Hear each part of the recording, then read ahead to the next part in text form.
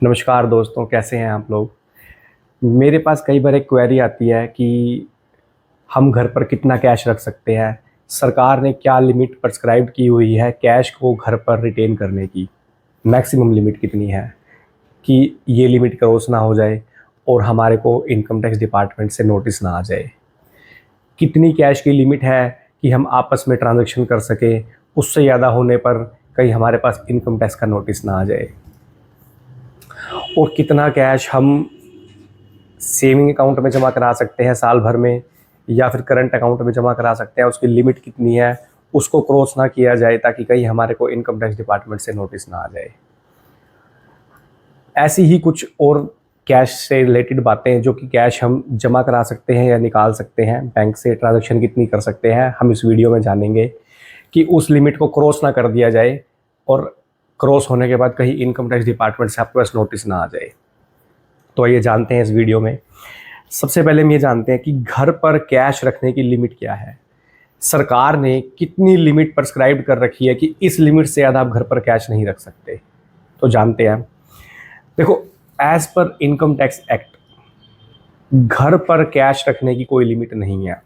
जी हाँ, आप घर पर कितना भी कैश रख सकते हैं। 10 लाख, 20 लाख, 30 लाख, 40 लाख, 50 लाख, इवन करोड़ में भी जा सकते हो। लेकिन इसकी कंडीशन ये है, आपके पास उस कैश का एक एक रुपए का हिसाब होना चाहिए कि मैंने ये कैश यहाँ से रिसीव किया, यहाँ से प्राप्त किया, मेरे पास ये कैश यहाँ से आया। पक्के का होना चाहिए वो। आपके पास जो आया उसका जो सोर्स है, जो उसका स्रोत है, वो आपके पास सही होना चाहिए। आप कितना भी कैश घर पर रिटेन कर सकते हो। ठीक है। तो जो हमारा पहला क्वेश्चन है, घर पर कैश रखने की लिमिट क्या है, तो यहाँ पे है नो लिमिट। आप कोई भी लिमिट क्रॉस कर सकते हो, बस हिसाब होना चाहिए आपके पास।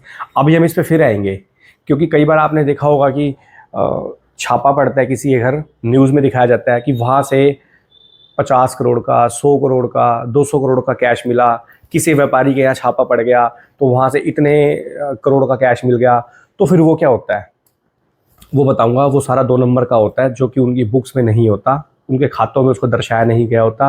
वो सारा पैसा ब्लैक मनी होता है, जिसकी वजह से ये बात बताई जाती है कि इतना पैसा जो है ब्लैक मनी के रूप में, कैश के रूप में वहाँ से प्राप्त किया गया।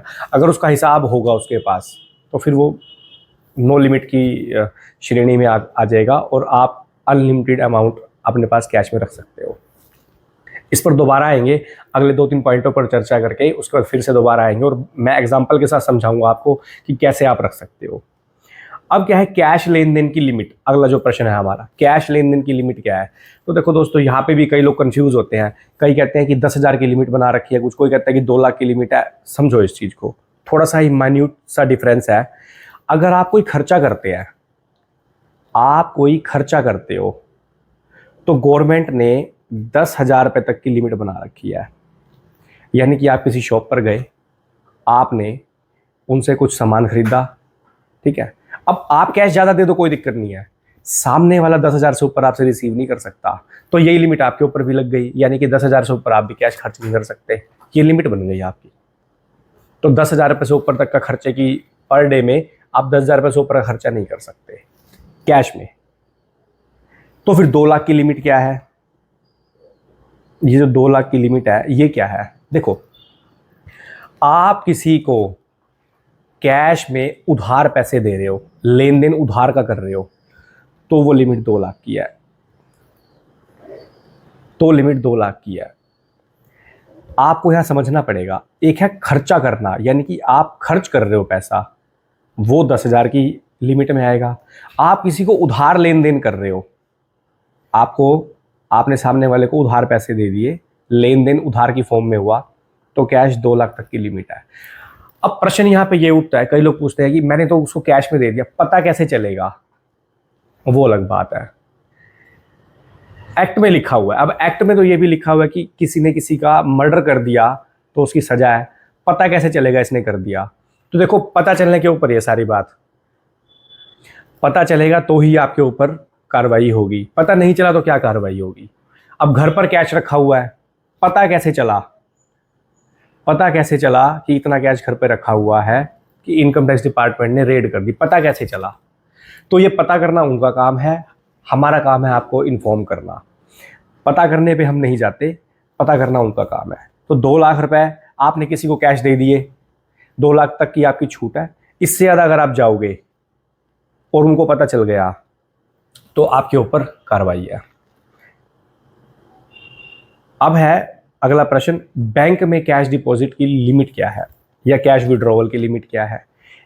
ये थोड़ा सा इंपॉर्टेंट पॉइंट है, क्योंकि इस पर कई लोग प्रश्न करते हैं हमारे से बार बार, कि फ़ोन करते हैं कि सर ये बताइए कि मैं कितना पैसा साल भर में कैश जो है बैंक में डिपॉजिट करा दूं कि मेरे ऊपर इनकम टैक्स का नोटिस ना आए या जीएसटी नंबर लेने की मेरे ऊपर कोई लाइबिलिटी ना रेज हो जाए। तो आप मुझे ये बता दो कि मैं कितना पैसा डिपॉजिट करा सकता हूँ। देखो, 2 टाइप के अकाउंट है हमारे पास में, एक है सेविंग और एक है करंट।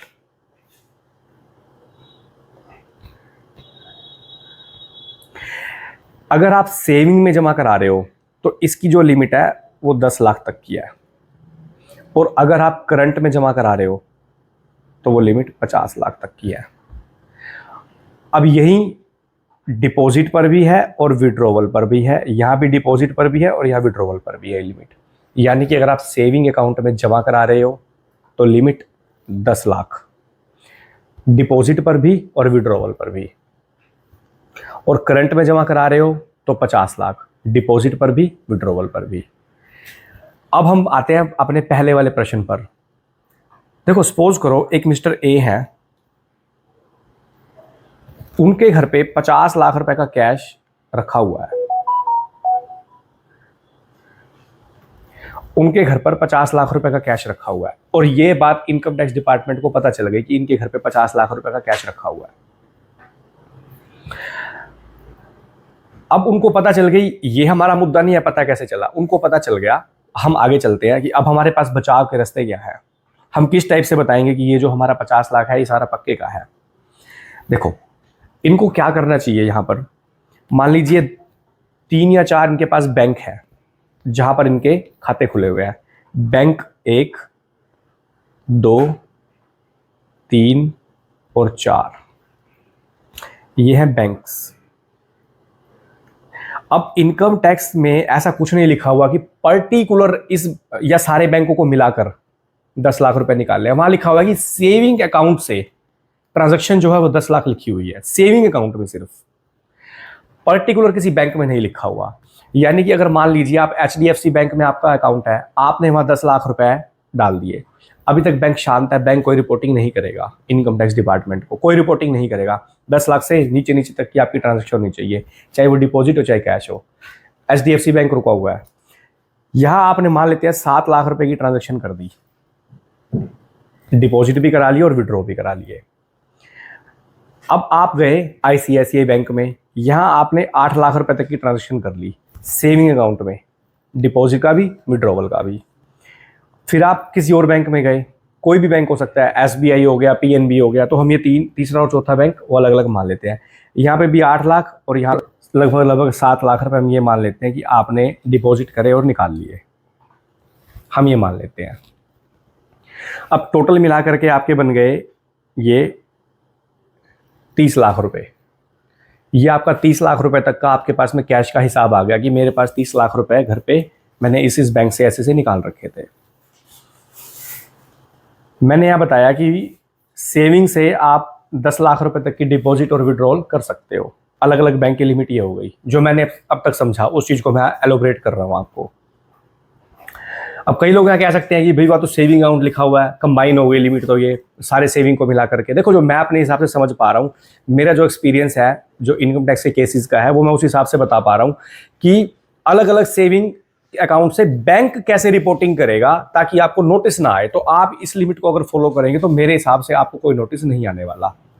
लेकिन अगर आप एक ही बैंक से, मान लो ये बैंक से आप सारी ट्रांजेक्शन कर लेते हो, 30 लाख रुपए कैश निकाल लेते हो आप, 100% आपको नोटिस आ जाएगा। पूछो कैसे? ये वाला बैंक जिसको हम HDFC बैंक मान लेते हैं, ये बैंक 10 लाख की लिमिट क्रॉस होते ही चाहे डिपॉजिट की चाहे विड्रॉवल की, ये अपनी रिपोर्टिंग करेगा इनकम टैक्स डिपार्टमेंट को कि फलाने व्यक्ति ने 10 लाख रुपए से ऊपर की ट्रांजैक्शन कैश में सेविंग अकाउंट में कर लिया है, अपनी लाइबिलिटी को डिस्चार्ज कर देगा। अब इनकम टैक्स डिपार्टमेंट आपको नोटिस इशू करके ये बात जानेगा कि ये पैसा आप कहां से लेकर के आए, ये 10 लाख आपने डिपॉजिट कराए हैं, ये कहां से लेके आए। और अगर आपने विड्रॉवल कर लिया तो वो कंप्लायंस पोर्टल पे जाकर इस बात की जानकारी को आपसे सबमिट करवाएगा कि आपने 10 लाख रुपए की विड्रॉवल करी है। आप वहां पे इस को कंप्लायंस पोर्टल पे जाके इंफॉर्मेशन इज करेक्ट और इंफॉर्मेशन इज इनकरेक्ट, इस टाइप से आप जानकारी को सबमिट करो कि बताओ कि क्या आपने ये चीज़, ये जो करी है विड्रॉवल, ये सही है या गलत है। फिर इनकम टैक्स डिपार्टमेंट आपकी ट्रांजैक्शन पर नज़र रखेगा कि ये इतना जो मोटा इन्होंने कैश निकाला है, इसका ये करेंगे क्या, कोई प्रॉपर्टी खरीदेंगे जिस पर ये टैक्स की चोरी करेंगे, प्रॉपर्टी टैक्स जो ये स्टाम्प ड्यूटी पे करनी होती है गवर्नमेंट को, क्या ये उसकी चोरी करेंगे। तो ये जानकारी रख, ये इंफॉर्मेशन अब डिपार्टमेंट आपसे मांगेगा। अगर आप नहीं दोगे तो नोटिस आएगा। तो ये जो पहला पॉइंट है, घर पर कैश रखने की लिमिट जो है, लिमिट तो नो लिमिट है, लेकिन आपको बताना पड़ेगा। और ये नहीं है कि आप सोचो कि मैंने घर पे कैश रखने की लिमिट तो थी ही नहीं, मैंने किसी से 5 लाख ले लिए, किसी से 10 लाख ले लिए, नहीं, वहां तो लिमिट सेट है। देखो यहां पे 2 लाख रुपए की लिमिट है लेन देन करने के लिए। आप कहोगे जी घर पे कैश रखने की लिमिट तो थी ही नहीं, मैंने अपने पड़ोसी से 10 लाख रुपए ले लिए। गलत है, पड़ोसी से कैश लेन देन की लिमिट फिर 2 लाख है, और उसके पास भी उसके खातों में 2 लाख रुपए होना चाहिए था, या उसके बैंक अकाउंट में 2 लाख रुपए होने चाहिए थे जैसे उसने निकाल के दिए। या फिर अगर उसने घर पे 2 लाख रुपए रखे हुए थे और आप बोल रहे हो कि मैंने 2 लाख रुपए इससे लिए या 3 लाख रुपए इससे लिए, 3 तो ले नहीं सकते, 2 लिए, तो कैसे लिए, उसके पास 2 लाख कहां से आए। देखो ऐसा हो सकता है आपके पास मान लो 30-40 लाख रुपए घर पे रखा हुआ था कैश, आपने क्या करा, दिमाग लगाया कि मैं इन सबको कैश को एडजस्ट करने के लिए आपने 5-7 बंदे चुने और किसी के अकाउंट में 5 लाख, किसी के में 5, किसी के में 7 जमा करा करके सबसे अपने में एंट्री ले ली, सारी एंट्री आपके में घूम के आ गई। अब वो कह रहे हैं, आप कह रहे हो ये वाली बात कि मैंने तो इनसे ले लिया, और उनके में उस टाइम पर जब इंक्वायरी हुई तो पता चला वहां कैश डिपॉजिट था। तो बेटा फंस गए, फिर फंस गए, क्योंकि उनके पास कैश कहां से आया, सेम डेट पर वो डिपॉजिट हुआ कैश और वो आपके पास एंट्री घूम के आ गई हर अकाउंट से, क्योंकि हर कोई करता है ऐसे। इसके लिए प्रॉपर दिमाग से चलना पड़ेगा आपको, अलग अलग डेटों में जमा कराना पड़ेगा, अलग अलग डेटों से चलना पड़ेगा, और अलग अलग डेटों में एंट्री ट्रांसफर करनी पड़ेगी। ये बहुत ही पेशेंस का गेम है। फंसते लोग इसीलिए ही है क्योंकि उनको पता नहीं है किस तरीके से एंट्री घुमानी है। वो एंट्री घुमाएंगे एक साथ, क्योंकि जरूरत उनको उस टाइम पड़ती है, उनको पहले याद नहीं आता। ये बहुत पहले करने वाली ट्रांजैक्शंस होती हैं, लेकिन वो चलते हैं उसी टाइम कि ये 10 लाख रुपए अपने अकाउंट में डाल दे और मेरे अकाउंट में ट्रांसफर कर दे। तो अगर आपके पास किसी रिश्तेदार का फोन आता है, मेरे पास आते हैं ऐसे लोग कि बताते हैं कि भाई मेरे मामा जी का फोन आया, वो कह रहे हैं जी आप अपने अकाउंट में कैश डाल दो और मुझे दे दो। गलत है, मत करना, फंस जाओगे। इनकम टैक्स का नोटिस आ जाएगा, जवाब दे नहीं पाओगे, सारी की सारी इनकम अनडिस्क्लोज इनकम में चली जाएगी, और 30% प्लस में 100% टैक्स की पेनल्टी भी लग जाएगी आपके ऊपर, फंस जाओगे। तो ये था आज का जो टॉपिक कि हम कितना कैश घर पर रख सकते हैं, नो लिमिट में रख सकते हैं। प्लस में कैश ट्रांजैक्शन की लिमिट क्या है, 2 लाख है, खर्चा करने की लिमिट 10,000 है। हालांकि जैसे एटीएम से निकालने की लिमिट एटीएम वालों ने सेट कर रखी है, 25,000 पैसे ऊपर आप निकाल नहीं सकते। कुछ जगह पर एटीएम 10,000 की लिमिट भी सेट कर देता है। क्रेडिट कार्ड की भी लिमिट है, अगर आप क्रेडिट कार्ड से ट्रांजैक्शन करते हैं तो उन्होंने अपनी लिमिट में सेट की हुई है, लेकिन अगर आप क्रेडिट कार्ड से शॉपिंग करते हो तो उसकी लिमिट है 2.5 लाख से ऊपर की आप शॉपिंग नहीं कर सकते। अगर आप 2.5 लाख से ऊपर की शॉपिंग करोगे तो आप समझ लो आपको नोटिस आ जाएगा कि 2.5 लाख से ऊपर की शॉपिंग करी है आपने निकाल के, तो ये नोटिस आ जाएगा आपके ऊपर। ना भी आए तो लेकिन आप इनकम टैक्स के निशाने पर आ जाओगे कि ये इसका मतलब 2.5 लाख तक की शॉपिंग कर सकता है, इसका मतलब मोटी इनकम है इसकी। उस हिसाब से फिर आईटीआर भरो, अच्छे वाली आईटीआर भरो, ताकि इनकम टैक्स डिपार्टमेंट के पास भी कोई रीजन ना उठे कि देखो 20-30 लाख रुपए 40 लाख तक की ITR भरता, 2-3 लाख की तो शॉपिंग कर लेते हैं 1-2 दिन में, तो कोई दिक्कत नहीं है, चल जाएगा। फिर उनके पास रीजन आ जाएगा उस चीज का। लेकिन अगर रीजन ऐसा ना मिल पाया तो फिर रीजन आ जाएगा आपके पास नोटिस भेजने का उनके पास। सबसे पहले तो शो कोज आ जाएगा आपके पास। तो इस तरीके से अगर आप नोटिस से बचना चाहते हो तो इस लिमिट को ध्यान में रखो ताकि आपके पास कोई नोटिस ना आए। मिलते हैं फिर अगली वीडियो में किसी नए टॉपिक के साथ। तब तक के लिए धन्यवाद।